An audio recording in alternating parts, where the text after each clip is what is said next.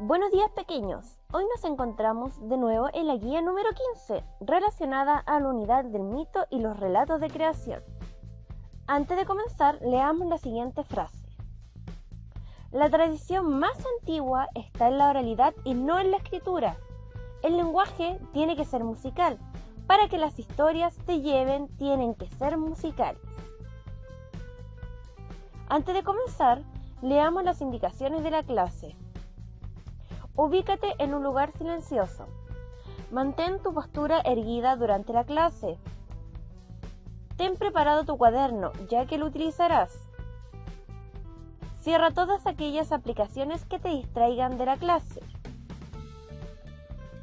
Si necesitas interrumpir el video por algún motivo, puedes pausarlo. Cualquier duda o consulta pueden hacerla al correo que aparece en pantalla. Muy bien, comencemos. En la clase anterior, comenzamos con la unidad número 3, Mitología y Relatos de Creación, en donde comprendimos el concepto de mito, el cual se define como un relato sagrado que cuenta el origen de algo, personas o situaciones. El mito se transmite a través de la tradición oral, que es una forma de transmitir la cultura de una comunidad. Hoy continuaremos hablando de la mitología. Para comenzar a activar nuestros conocimientos previos, respondamos la siguiente pregunta en el cuaderno. ¿Crees que el contexto donde se creó una obra influye en el contenido de esta? Recuerda que puedes pausar el video para responder con tiempo.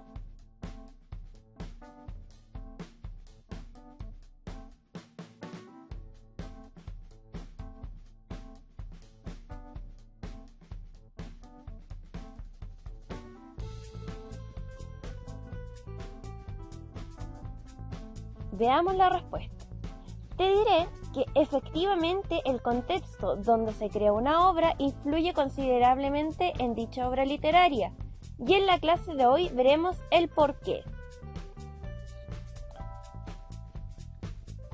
Nuestro objetivo de aprendizaje será el siguiente: aplicar estrategias de comprensión de acuerdo con sus propósitos de lectura, mientras que nuestro plan de trabajo es este.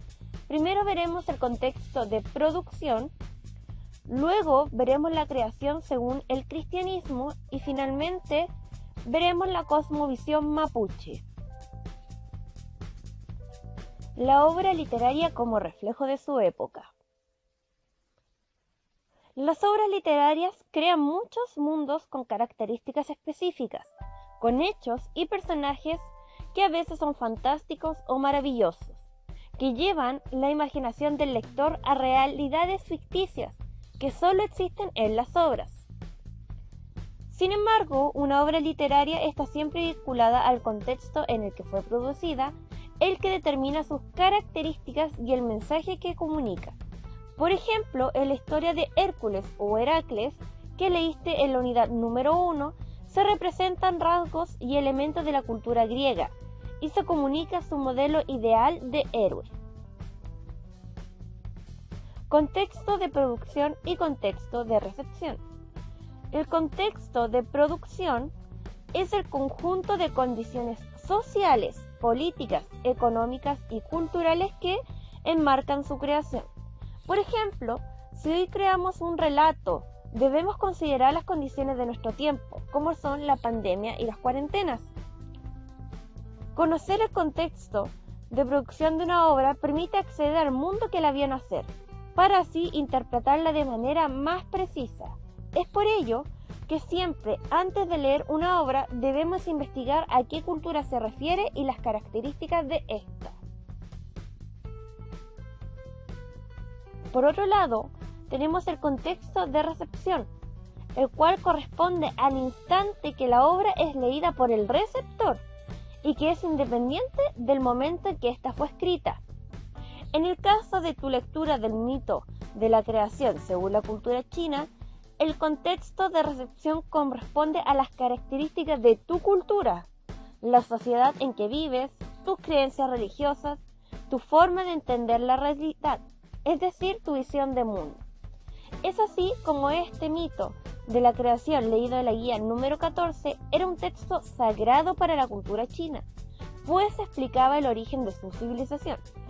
En cambio, nosotros lo entendemos como un mito, que no representa nuestras creencias religiosas ni nuestra visión de mundo, pero que nos permite acercarnos a la cultura china.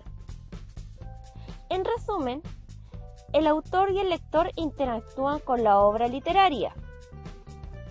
El contexto de producción, es decir, los elementos sociales, políticos y económicos y culturales que forman la visión de mundo del autor, mientras que el contexto de recepción son los rasgos sociales, políticos, económicos y culturales que determinan la visión de mundo del lector. Ambos contextos pueden coincidir si la época es la misma, pero cuando yo interactúo con una obra de otra época, esto no coincide.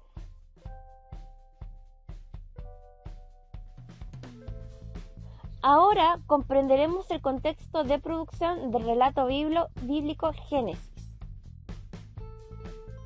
El contexto de producción de este relato se remonta a la religión cristiana. La religión cristiana es un conjunto de creencias monoteístas. Esto quiere decir que creen en la existencia de un solo Dios. En general, se basan en la vida y enseñanzas de Jesús de Nazaret. Este relato pertenece al Antiguo Testamento, que es la primera parte de la Biblia cristiana. El Antiguo Testamento se compone del Pentateuco y otra serie de libros históricos. Desde el punto de vista cristiano, el Antiguo Testamento explica la historia de la creación y el Nuevo Testamento explica la historia de la salvación.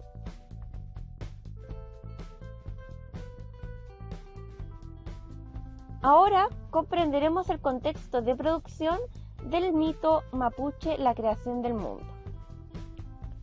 Cuando se trata de la cultura mapuche, hablaremos de cosmovisión, que es una imagen o figura general de la existencia, realidad o mundo que una persona, sociedad o cultura se forma en una determinada época y suele estar compuesta por determinadas percepciones, conceptuaciones y valoraciones sobre dicho entorno.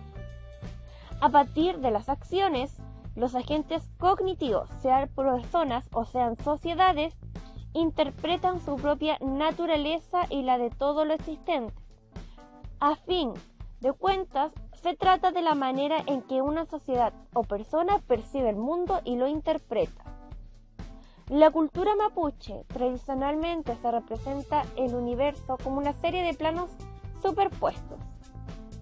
Primero está Wenu Mapu, que es el cielo en que residen seres protectores y los espíritus de los antepasados. Luego está Nak Mapu, que es el mundo en que habitan los seres humanos, animales, plantas y cientos de seres espirituales. En ese plano nos encontramos nosotros. Finalmente está Minche Mapu, que es un mundo subterráneo que cobija a seres hostiles a la humanidad. Si te fijas, hay muchas semejanzas con la religión cristiana. Realicemos un resumen de lo visto hoy. Primero vimos el contexto de producción, luego lo comparamos con el contexto de recepción, recordando que el contexto de producción pertenece a la época del autor, mientras que el contexto de recepción pertenece a la época del lector. Luego hablamos de la religión cristiana y de la cosmovisión mapuche para contextualizar las obras que leerán en la guía número 15. Muy bien, hemos terminado por hoy. Recuerda que cualquier consulta o comentario la pueden realizar en el correo que está presente. El correo anterior lo vamos a dejar de lado ya que este es el correo institucional.